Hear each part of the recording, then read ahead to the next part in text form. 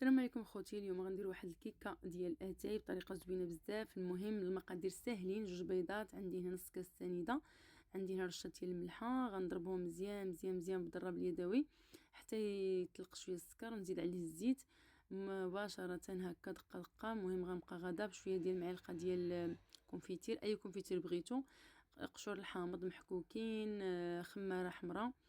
غادي نضرب هادشي مزيان وغادي نضيف الدقيق شويه بشويه بشويه حتى تجمع ليا العجين على شكل عجينه تصابلي.